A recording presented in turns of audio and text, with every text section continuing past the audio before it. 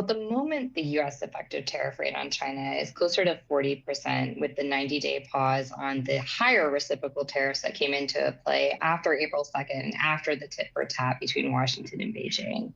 But as the call's lead up has indicated, the wheels are starting to fall off of that truce. And we might see tensions come to a boil well before that 90-day period is set to end. And I think the threat there is whether or not tariff rates are going to go back up again. Once that 90-day truce ends, will there be an extension of it to allow for a larger deal on trade? At the moment, the signs are pointing pretty negative. You know, I was sitting in the studio with Tom Keene doing Bloomberg surveillance a couple weeks ago, and in one single day, we spoke to two analysts, and this was before the 90-day truce. We spoke to two analysts who told us that within weeks, we were going to see empty shelves here in the US. It doesn't seem like that has materialized. Yes, there's been a pause at this point. Are you, based on the research that you see, the folks that you talk to, are you seeing that's still a concern given that so much of what we buy in the US comes from China?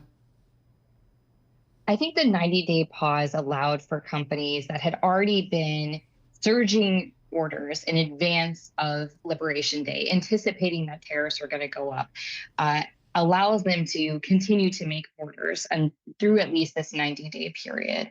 So it has bought some space and it has bought some time. They are facing higher prices, but they are not facing the kinds of exorbitant prices at the 145% tariff rate that we were in mid to late April that would have made many of those orders cost prohibitive. So I think it has bought some space, and that's why we haven't seen empty shelves. We may still see price hikes, though, because that 38% effective tariff, that's a high rate, higher certainly than where we were before April 2nd. But I think it has avoided some of the shortages that we were concerned about before this truce was reached in Geneva.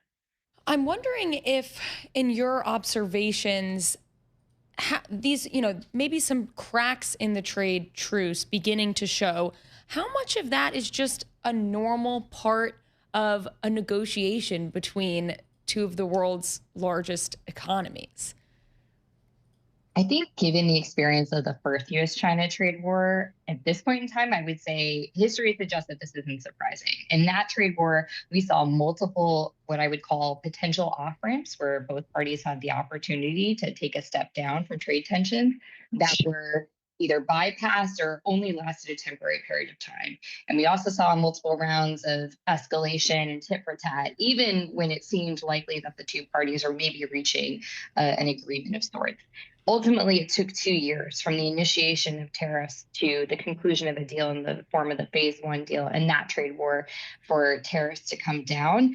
And even then, the phase one deal didn't last very long before tension started to spike again. I think that helps explain the backdrop for today's trade talks, where there's deep levels of distrust on both sides. Both sides, as you're implying, are still looking to gain leverage, even though they've agreed to this truce. And that's probably part of the reason Beijing has been slow to peel back these export controls on rare earths and other critical minerals that the US has complained about. That's leverage that Beijing wants to continue to retain, in addition to the administrative challenges of peeling back export controls. And on the US side, there are a number of steps that the United States wants to take as part of its competition with China outside the trade domain. And from Washington's perspective, a trade truce doesn't mean that it agreed to pause all of that.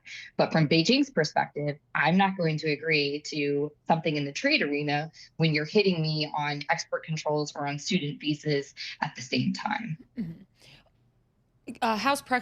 White House Press Secretary Karoline Leavitt told reporters today that, I'm just going to quote it, "I can confirm that the two leaders will likely talk this week," of course, referring to Trump and Chinese President Xi Jinping.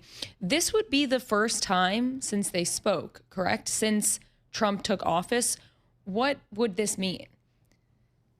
It would be the first time that we know of they've spoken since he took office. President Trump has indicated that they spoke at some other point in time, but he hasn't provided specifics of it, and there was never a readout from it. So we don't really know if that call ever happened. I think it's highly unlikely that Beijing in this atmosphere would agree to a leader level call. From Beijing's perspective, that's just incredibly risky. They don't want to put President Xi Jinping in a position where he could be embarrassed or surprised in the way that some other foreign leaders in meeting or talking with Trump have been. Their preferred MO is for the leaders to meet and to talk once they have something to announce, which usually requires more progress at working levels. Obviously, that flies in the face of President Trump's preferred approach, where he likes to work things out with his counterparts. And that often is a faster path to resolving differences. And so, if a phone call happens this week, I think that is a good thing for trade negotiations. It probably will help restart momentum, or at least clear the air in a way in which these tensions aren't kind of boiling on the back burner.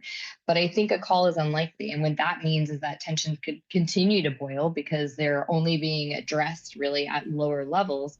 And it would take a higher level engagement to put them to rest, or at least to put them into the background to the point where they're not interfering with talks further.